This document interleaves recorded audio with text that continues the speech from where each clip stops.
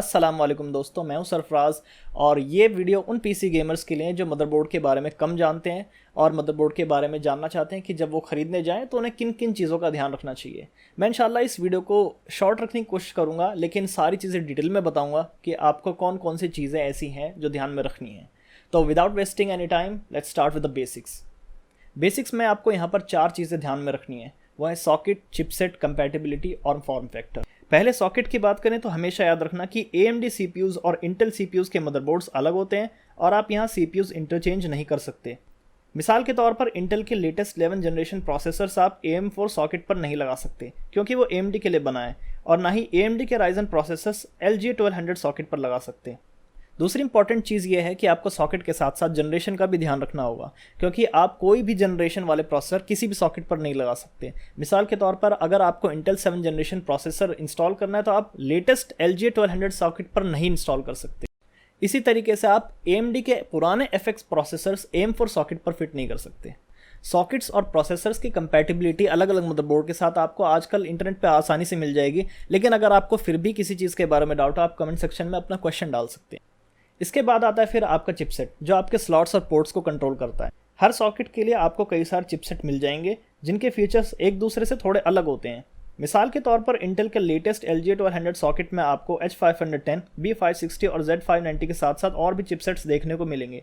कौन सा चिपसेट आपके लिए अच्छा रहेगा इसके बारे में हम बाद में बात करेंगे, लेकिन याद रखिए कि मदरबोर्ड में सॉकेट के बाद सबसे इंपॉर्टेंट चीज़ देखने वाली चिपसेट ही है। अब तीसरी इंपॉर्टेंट चीज़ है form factor. Form factor in short motherboard का साइज़ है।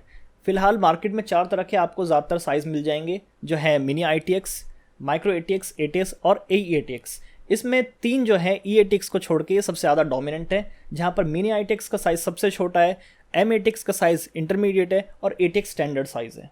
और चौथी इंपॉर्टेंट चीज़ है कंपैटिबिलिटी। इससे आपको पता चलेगा आप कितने कंपोनेंट्स और कौन कौन से कंपोनेंट्स अपने मदरबोर्ड पर इंस्टॉल कर सकते हो। फिलहाल 4 से 5 ऐसे कंपोनेंट्स हैं जो गेमिंग PC में नेसेसरी होते हैं, और ये है processor, RAM, power supply, storage drive और ग्राफिक्स कार्ड। ग्राफिक्स कार्ड यहाँ पर ऑप्शनल है, लेकिन ज़्यादातर गेमिंग PCs में लगे होते हैं। इसके अलावा भी कई कंपोनेंट्स हैं जैसे कि RGB पेरिफेरल्स, वाटर कूलर्स और एक्सपेंशन कार्ड्स, जो कि ऑप्शनल ज़रूर होते हैं, लेकिन अगर आपको उनको यूज़ करना है तो आपके मदरबोर्ड में इनको सपोर्ट करने के लिए सारे स्लॉट्स और कनेक्टर्स चाहिए। तो ये हो गई आपकी बेसिक चीज़ें। इसी के साथ अब बढ़ते हैं एडवांस चीज़ों पर, जो कि आपको मदद करेगा बेस्ट मदरबोर्ड बाय करने के लिए। सबसे पहले एडवांस्ड में है VRM।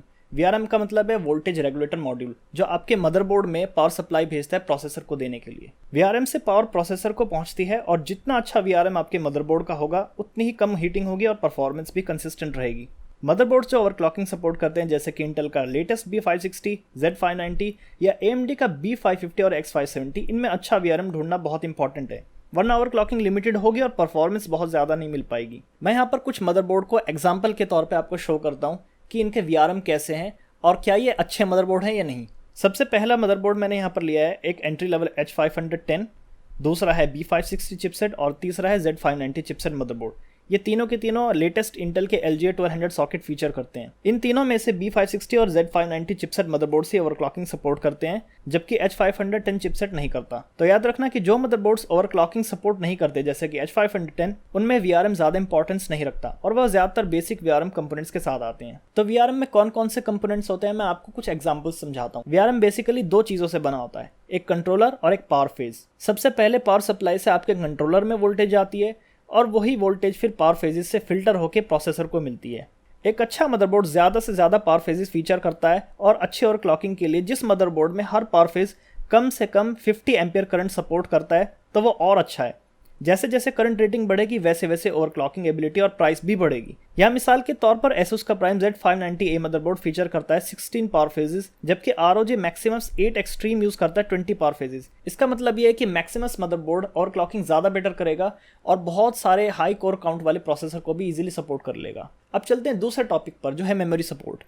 हर मदरबोर्ड में 2 से 8 रैम स्लॉट ज़रूर आते हैं। फिलहाल ज़्यादातर मदरबोर्ड्स में 2 से 4 ही आ रहे हैं, जो कि ज़्यादातर मेन स्ट्रीम डेस्कटॉप में यूज़ होते हैं। रैम स्लॉट्स की क्वांटिटी आपके फॉर्म फैक्टर पर डिपेंड करती है। ज़्यादातर मिनी ITX और माइक्रो ATX मदरबोर्ड्स में 2 स्लॉट्स आते हैं, लेकिन कुछ माइक्रो ATX मदरबोर्ड्स में 4 स्लॉट्स भी होते हैं और वो ज़्यादा बेटर रहते हैं। वो इस वजह से कि अगर आप 2 4 GB के रैम स्टिक्स यूज़ करते हो तो आपके पास 2 और रैम स्टिक्स के लिए स्लॉट्स बाकी रहते हैं। उसी के साथ आपको ये भी ध्यान में रखना है कि आपके रैम स्टिक्स की जो फ्रीक्वेंसी है आपका मदरबोर्ड सपोर्ट करता है या नहीं। फॉर एग्जांपल, अगर आपकी मेमोरी किट 4000 मेगाहर्ट्ज फीचर करती है, तो अगर आपके मदरबोर्ड 4000 मेगाहर्ट्ज को सपोर्ट नहीं करता तो वो ऑटोमेटिकली आपकी मेमोरी को डाउन क्लॉक कर देगा। फिलहाल एक अच्छा मदरबोर्ड कम से कम 4000 मेगाहर्ट्ज से ऊपर ही सपोर्ट करता है, और अगर आपका मदरबोर्ड 3000 मेगाहर्ट्ज तक की भी कोई रैम सपोर्ट नहीं कर सकता तो बेटर है कि आप वो मदरबोर्ड ना लें। और बढ़ते हैं तीसरी बहुत ही इंपॉर्टेंट चीज़ पर जो 95% से ज़्यादा लोग इग्नोर कर देते हैं, और वो है PCI lens distribution. PCI lens distribution decide करते हैं कि आप अपने मदरबोर्ड पे कितने कंपोनेंट्स लगा सकते हो और उनकी स्पीड क्या रहेगी। हर मदरबोर्ड में दो तरफ से PCI लेंस आते हैं, एक प्रोसेसर और एक चिपसेट। ज़्यादातर मदरबोर्ड में प्राइमरी PCI एक्सप्रेस स्लॉट और M.2 कनेक्टर प्रोसेसर से PCI लेंस यूज़ करते हैं, जबकि उसके बाद के जो स्लॉट्स होते हैं, चाहे SATA पोर्ट्स हुए या M.2 कनेक्टर्स हुए, वो चिपसेट से PCI लेंस यूज़ करते हैं। अगर आपको ज़्यादा से ज़्यादा कंपोनेंट्स इंस्टॉल करने जैसे कि ग्राफिक्स कार्ड्स, NVMe SSDs या SATA ड्राइव्स, तो आपको दो चीज़ें ध्यान में रखनी होंगी। सबसे पहले तो ये कि आपका मदरबोर्ड क्या इतने सारे पोर्ट्स और स्लॉट्स फीचर करता है या नहीं, और दूसरा ये कि क्या आपके वो स्लॉट्स आपस में बैंडविड्थ शेयर करते हैं या नहीं, क्योंकि कुछ मदरबोर्ड्स में सेकेंडरी M.2 कनेक्टर्स या दूसरे PCI स्लॉट्स जो प्राइमरी से नीचे होते हैं वो SATA पोर्ट्स के साथ अपनी बैंडविड्थ शेयर करते हैं, जिसकी वजह से अगर आप उनको फिल करते हो तो SATA पोर्ट्स डिसेबल हो जाते हैं। इसी के साथ आप ये भी ध्यान रखना कि हर चिपसेट में PCI लेंस की काउंट अलग होती है। एक एंट्री लेवल मदरबोर्ड में PCI लेंस की काउंट एक हाई एंड मदरबोर्ड से कम ही होगी। इसका मतलब यह है कि आप एक हाई एंड मदरबोर्ड्स में ज़्यादा कंपोनेंट्स इंस्टॉल कर सकोगे कंपेयर टू एक एंट्री लेवल मदरबोर्ड। अब आते हैं चौथी बहुत इंपॉर्टेंट चीज़ पे, जो है कनेक्टिविटी। कनेक्टिविटी होती है दो तरह की, एक होती है आपकी पेरिफेरल्स कनेक्टिविटी और दूसरी इंटरनेट कनेक्टिविटी। आज के टाइम पर मदरबोर्ड्स में जितने ज़्यादा USB पोर्ट्स होंगे उतना ही आपको फ़ायदा होगा, क्योंकि आजकल डिवाइसेस बहुत ज़्यादा हैं। अगर आपको बहुत सारे कंपोनेंट्स जैसे कि keyboard, mouse, webcam, controller, mic वगैरह एक साथ कनेक्ट करने हैं, तो जितने ज़्यादा USB पोर्ट्स आपके मदरबोर्ड के IO पर होंगे उतना ही फ़ायदा है। इससे आपको USB हब की कोई ज़रूरत नहीं पड़ेगी, और साथ ही साथ आपको कोई एक डिवाइस निकालनी नहीं पड़ेगी अगर आपको दूसरी डिवाइस लगानी है। और दूसरी कनेक्टिविटी है इंटरनेट कनेक्टिविटी। ये दो तरह की होती है, एक तो होगी वायरलेस, एक होगी वायर्ड। तो वायर्ड में आपको लैन पोर्ट्स मिल जाएंगे। एंट्री लेवल मदरबोर्ड्स में आपको 1 गीगाबिट बैंडविड्थ वाले आपको लैन पोर्ट्स मिलेंगे। हाई एंड मदरबोर्ड्स में 2.5 गीगाबिट से लेकर 10 गीगाबिट तक आपको ये सपोर्ट मिल जाएगा। और वायरलेस की बात करें तो ज़्यादातर मदरबोर्ड में आपको इनबिल्ट वाईफाई अडेप्टर नहीं मिलता, ये सिर्फ मिलेगा आपको हाई एंड मदरबोर्ड्स में। लेकिन कुछ ऐसे मदरबोर्ड्स भी हैं जो मिड सेगमेंट में आते हैं, मिड लेवल पे आते हैं, जिनमें आपको ही मिल जाएगा। लेकिन अल्टीमेटली डिसाइडिंग फैक्टर ये होना चाहिए कि आप कॉस्ट देखो। अगर आपको ऐसा मदरबोर्ड जिसमें इनबिल्ट वाईफाई अडेप्टर है वो महंगा मिल रहा है उस मदरबोर्ड के मुकाबले में जिस पे अगर आप अलग से वाईफाई कार्ड लगाओगे वो सस्ता पड़ता है, तो वो ज़्यादा बेटर है। और अब चलते हैं पांचवी इंपॉर्टेंट चीज़ पर, और वो है कूलिंग।